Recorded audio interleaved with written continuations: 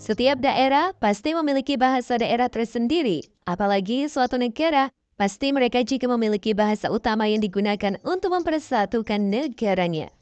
Adanya suatu bahasa di dalam suatu negara merupakan salah satu kemajuan suatu bangsa. So, jangan sampai kita sebagai warga negara Indonesia tidak tahu menahu tentang asal-usul dari bahasa Indonesia yang kita gunakan saat ini. Asal-usul bahasa Indonesia. Jika kita berbicara tentang asal-usul bahasa Indonesia, lantas dari manakah bahasa Indonesia ini berasal? Berdasarkan keputusan Kongres Bahasa Indonesia II tahun 1954 di Medan, menyatakan bahwa berdasarkan sejarah, bahasa Indonesia mempunyai akar dari bahasa Melayu.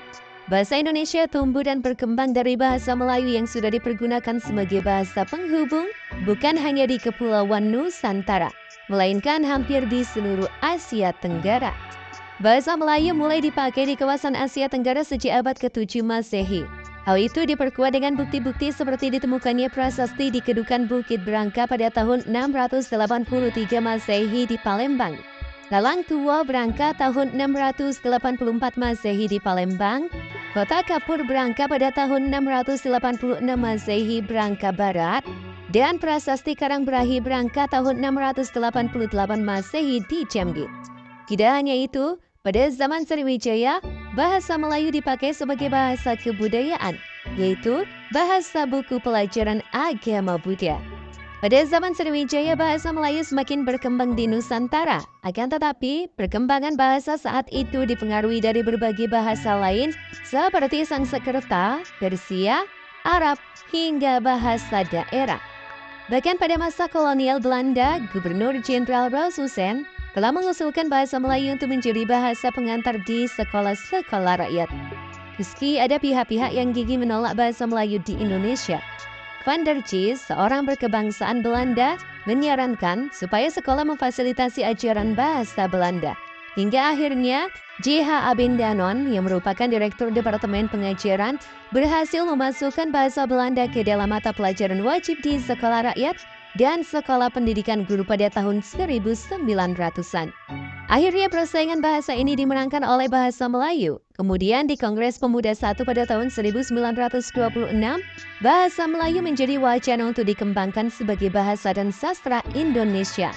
Lalu pada Kongres Pemuda II, pada tahun 1928, Sumpah Pemuda mengikrarkan bahwa bahasa Indonesia merupakan bahasa persatuan Indonesia. Setelah ditetapkan menjadi bahasa nasional, bahasa Indonesia beberapa kali mengalami penyempurnaan. Beberapa penyempurnaan itu meliputi 1. Ejaan Van Ophuijsen pada tahun 1901 sampai 1947. 2. Ejaan Sewandi pada tahun 1947 sampai 1956. 3. Ejaan Pembaharuan, yaitu pada tahun 1956 sampai 1961. Yang keempat ada Ejaan Melindo, yakni pada tahun 1961 sampai tahun 1967.